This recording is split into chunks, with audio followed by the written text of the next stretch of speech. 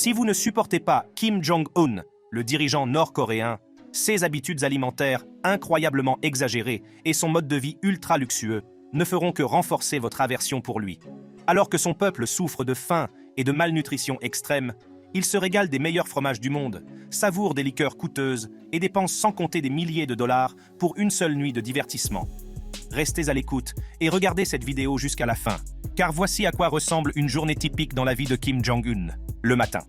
Contrairement à la plupart des dirigeants du monde qui ont une heure de réveil fixe, le dirigeant suprême de la Corée du Nord, Kim Jong-un, a un emploi du temps quelque peu chamboulé.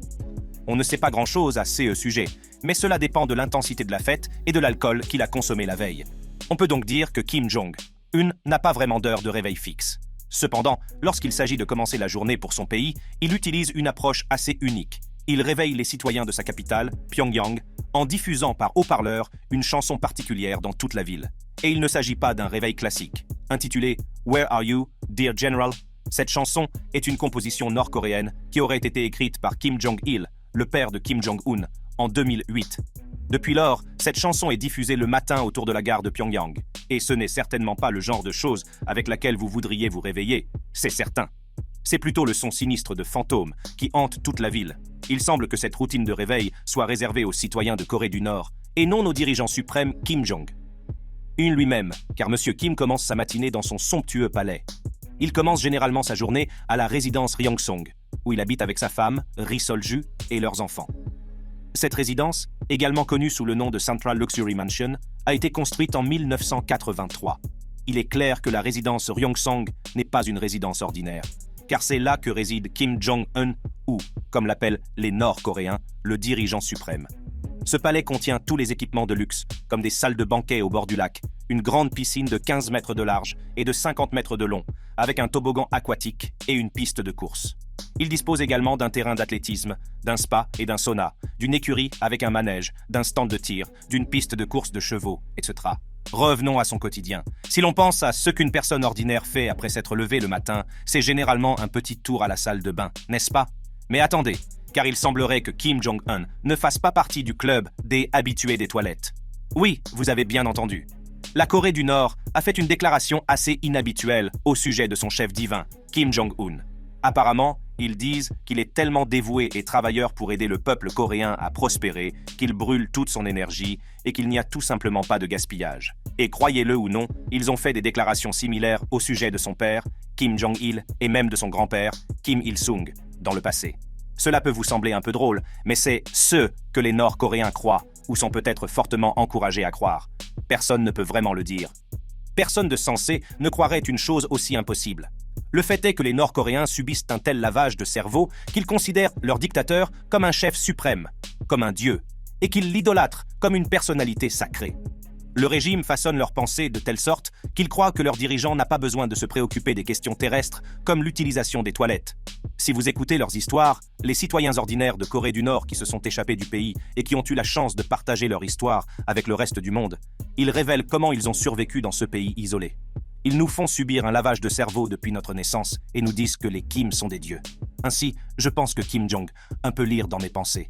Et j'ai pensé que si je pensais de mauvaises choses, il me tuerait, parce qu'il peut lire dans mes pensées. Mais Kim Jong-un s'en soucie-t-il? Absolument pas. Il commence sa journée par une tasse de café fraîchement préparée, comme s'il avait l'emploi du temps le plus chargé de l'humanité. Bien sûr, pour le dirigeant suprême, dont les journées doivent déborder de responsabilités écrasantes, une tasse de café est la solution ultime pour lutter contre la fatigue, n'est-ce pas? C'est probablement la seule chose commune à laquelle la plupart des gens peuvent s'identifier, la tasse de café du matin. Mais ne tirez pas de conclusions trop hâtives, car la similitude s'arrête là. Alors que la plupart d'entre nous se contentent d'une tasse de café ordinaire, le dirigeant nord-coréen ne lésine pas sur les moyens et ne choisit que les meilleurs mélanges de café exotiques que l'on puisse acheter. Et il y a fort à parier que cela coûte cher. Kim est un adepte du meilleur café brésilien. Ce café n'est qu'un des nombreux produits de luxe qu'il importe, tant pour son plaisir personnel que pour les cercles privilégiés qui l'entourent. Selon des données historiques, le prix du café brésilien atteint souvent 500 $ la livre. Rien qu'en 2016, la Corée du Nord aurait fait venir par avion pour près d'1 million de dollars de café brésilien pour son chef suprême. Cependant, ce n'est pas seulement son prix qui le distingue, c'est aussi sa rareté et sa difficulté à être obtenu en Corée du Nord, ce qui en fait un symbole du style de vie extravagant et de l'autorité de Kim Jong-un. Ce café n'est qu'un exemple de son goût opulent, et nous ne pouvons qu'espérer qu'il en partage un peu avec ses amis et sa famille. Après avoir pris sa dose de caféine matinale, il est temps pour M. Kim de prendre son petit déjeuner.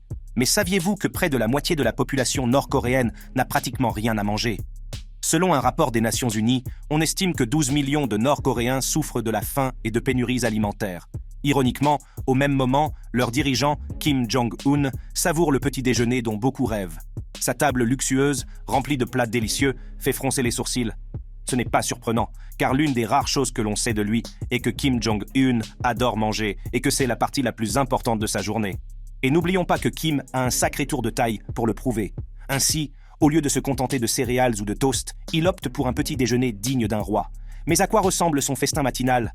Pas d'amuse-gueule pour lui. Il commence en beauté avec du bacon, des saucisses et des steaks de qualité supérieure. Ne les confondez pas avec les viandes habituelles du petit déjeuner. Il s'agit de morceaux de premier choix comme le jambon italien de Parme et le bœuf Wagyu.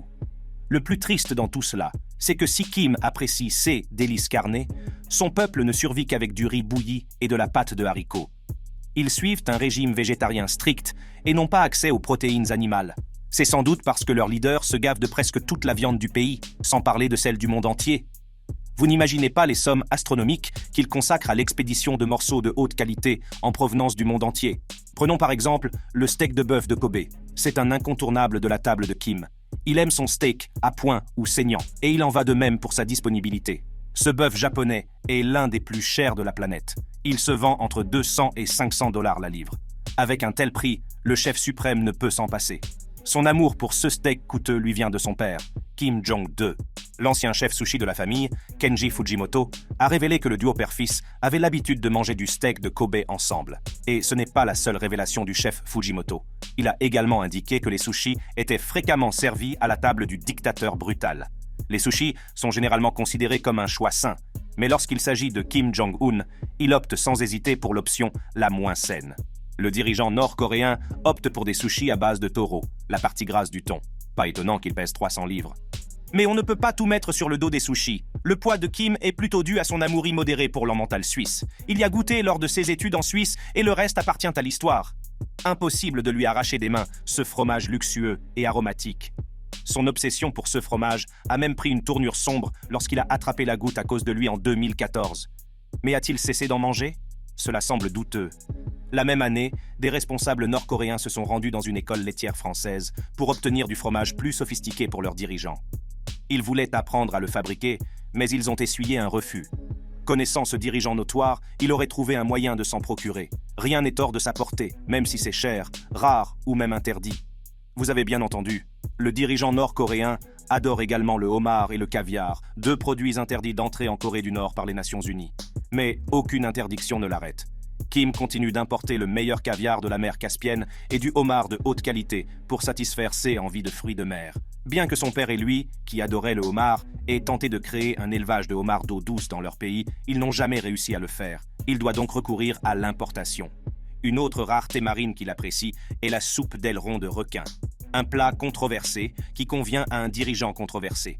Cette spécialité d'Asie orientale est si populaire qu'elle a entraîné la quasi-extinction des requins, ceux qui soulèvent de nombreuses questions d'ordre environnemental et éthique.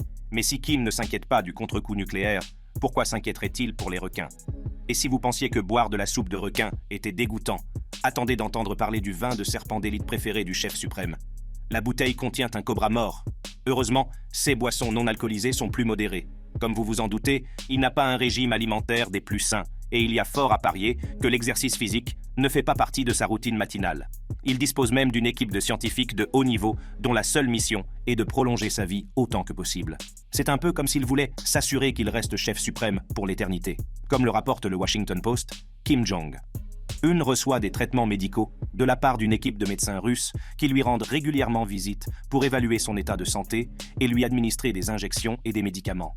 Et, bien sûr, il ne faut pas oublier son chef personnel, qui lui concocte des repas somptueux à base d'ingrédients comme les myrtilles, l'ail noir et le ginseng, tous censés faire des merveilles contre le processus de vieillissement.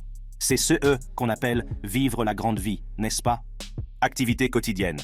Une fois que M. Kim est suffisamment rassasié pour commencer sa journée, il sort de son impressionnante demeure et se rend dans des usines, sur des chantiers de construction, dans des fermes et sur des marchés.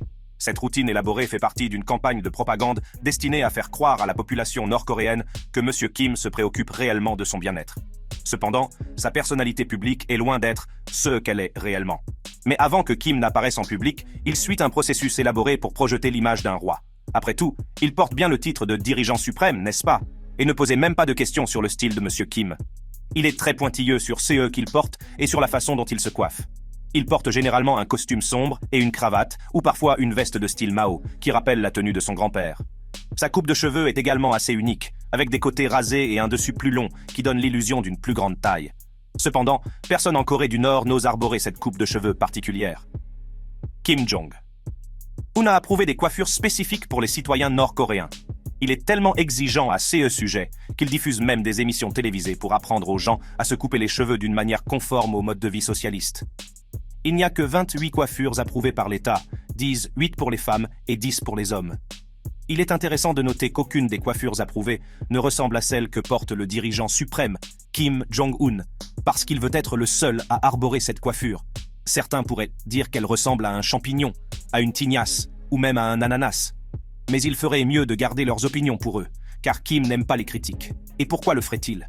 Après tout, Kim Jong-un est le chef suprême de la Corée du Nord. Et qui a besoin de logique et de raison quand on a la sagesse d'un chef suprême, n'est-ce pas?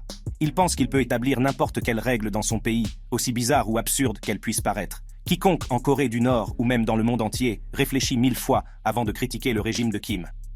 En ce qui concerne ses loisirs et ses intérêts personnels, Kim Jong-un est connu pour sa passion pour le basketball, en particulier la NBA, National Basketball Association. Il s'est intéressé à ce sport pendant ses études en Suisse, où il serait devenu un fan des Chicago Bulls. Sa fascination pour le basketball l'a amené à développer une amitié peu conventionnelle avec l'ancien joueur de la NBA, Dennis Rodman. Ce qui est encore plus surprenant, c'est que Kim l'a appelé son ami pour la vie. Il est important de noter que les relations entre les États-Unis et la Corée du Nord ont toujours été compliquées.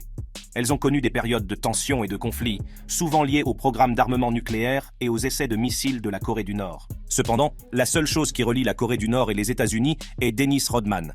Rodman s'est rendu pour la première fois en Corée du Nord en 2013, et c'est au cours de cette visite qu'il a rencontré Kim Jong-un.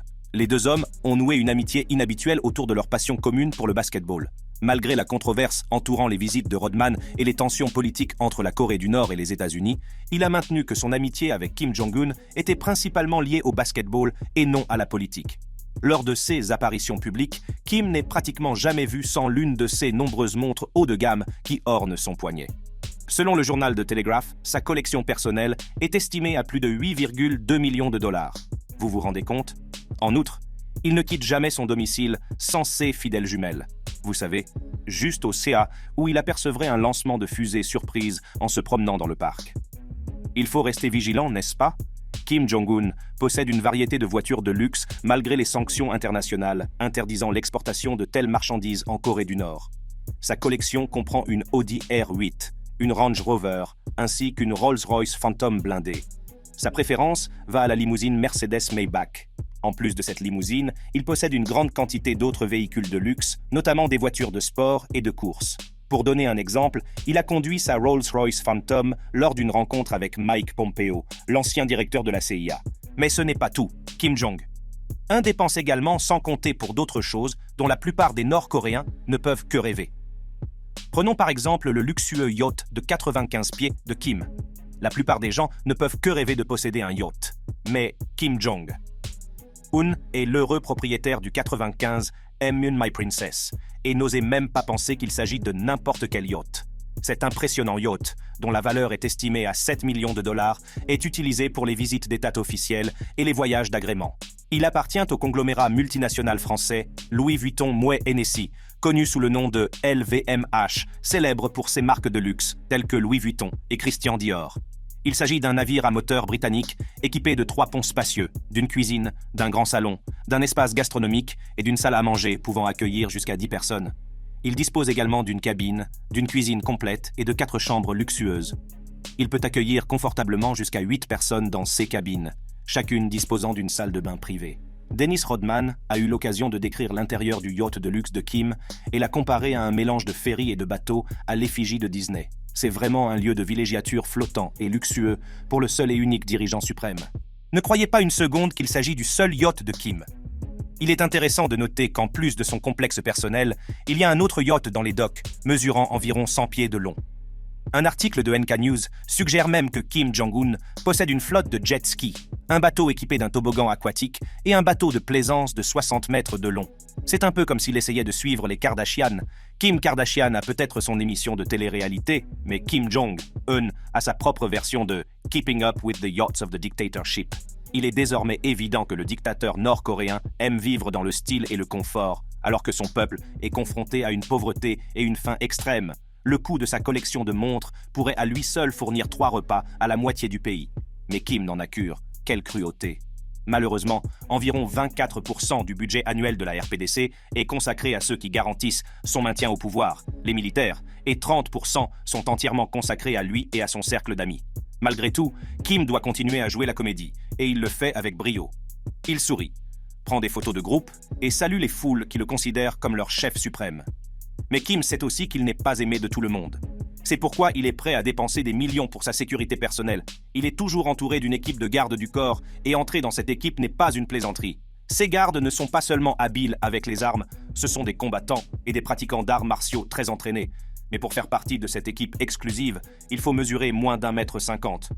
Vous savez, Kim n'aime pas être petit, alors il s'assure que personne dans son équipe de sécurité n'est plus grand que lui. De plus, Kim vit dans une maison très bien gardée, avec de hauts murs, des contrôles de sécurité stricts et des caméras de surveillance. Il utilise également des moyens de communication cryptés pour garder ses conversations secrètes et s'appuie sur un petit groupe de conseillers loyaux qui le soutiennent. C'est ce vaste plan de sécurité qui le protège tout au long de la journée. Le dirigeant nord-coréen se déplace à bord de 3 avions identiques afin de brouiller les pistes et de réduire le risque d'être abattu. Il modifie fréquemment ses plans de vol à la dernière minute et utilise des véhicules leurs au sol. Il est toujours à l'affût du moindre signe de danger. Et bien sûr, pourquoi quelqu'un qui peut orchestrer l'assassinat de son propre frère ne se préoccuperait-il pas de sa sécurité personnelle? Oui, vous avez bien entendu. Afin de maintenir son emprise sur le pouvoir en Corée du Nord, Kim Jong-un a ordonné l'assassinat de son demi-frère, qu'il considérait comme un rival potentiel et une menace pour son pouvoir. Nombreux sont ceux qui ignorent que Kim Jong-un avait également un demi-frère. Il s'appelait Kim Jong-nam. Kim Jong-nam était autrefois l'héritier présomptif de la direction nord-coréenne, mais il est tombé en disgrâce auprès de son père, Kim Jong-il, après avoir été surpris en train d'essayer d'entrer au Japon avec un faux passeport en 2001.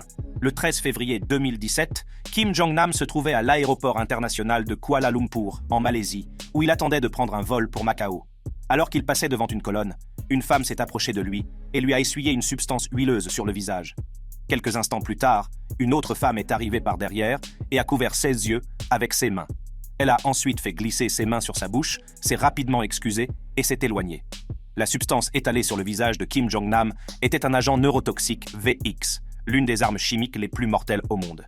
Il provoque la paralysie, des convulsions et la mort par suffocation.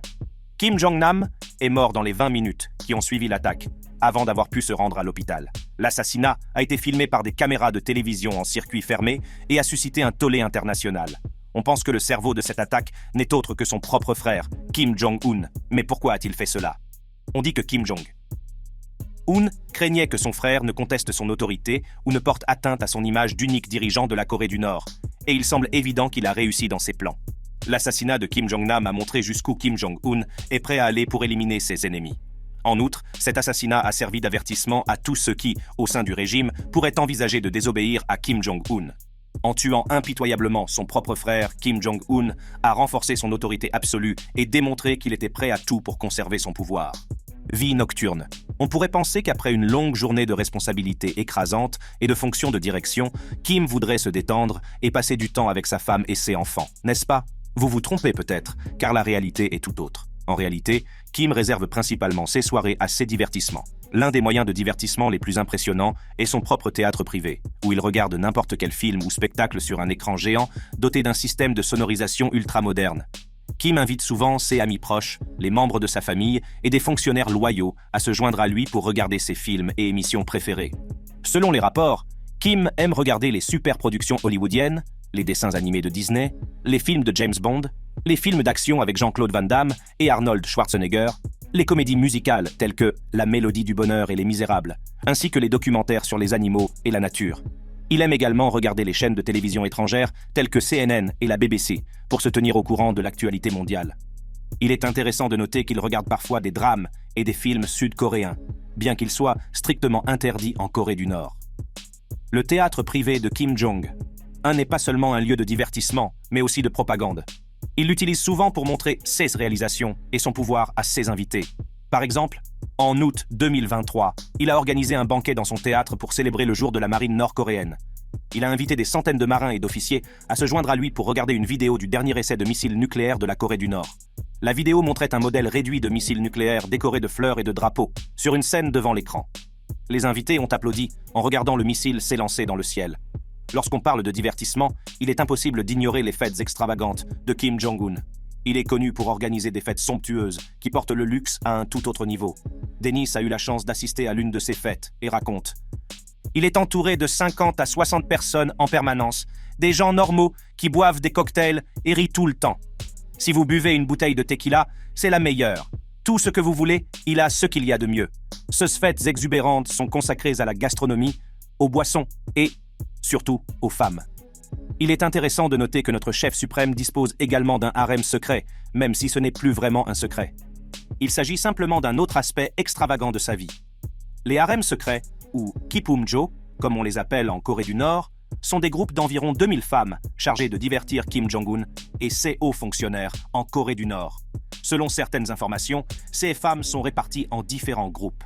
Certaines chantent et dansent, d'autres font des massages et d'autres encore sont là pour des activités plus intimes. Vous vous interrogez peut-être sur le fait que Kim Jong-un a une femme magnifique, Ri Sol-ju, et qu'il se présente publiquement comme un père de famille. Toutefois, certains pensent que sa femme l'accompagne souvent lors de ses apparitions publiques afin de donner l'image d'un dirigeant régulier et compatissant aux yeux de l'opinion publique.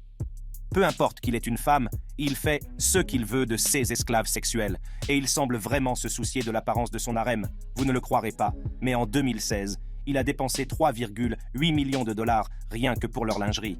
Il leur fait également subir de sérieux contrôles médicaux pour s'assurer qu'elles restent en bonne forme.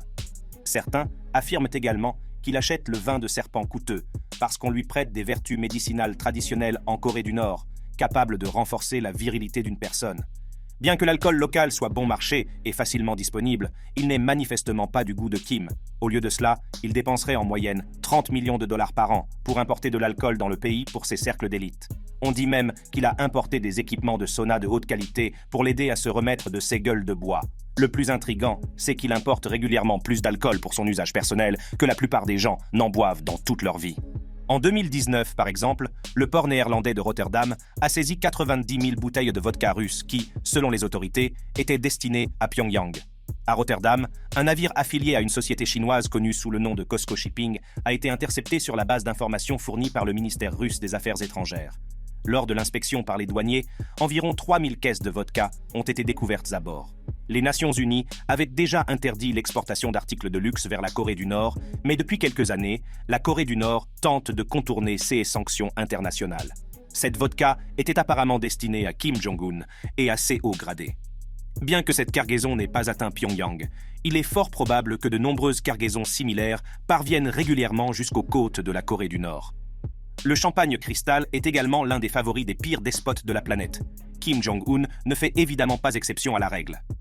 Lors de son entretien avec le Daily Mail, Kenji Fujimoto a révélé que l'amour de Kim pour les alcools de luxe a probablement contribué à l'élargissement de son tour de taille. Fujimoto a déclaré au site web qu'il buvait beaucoup.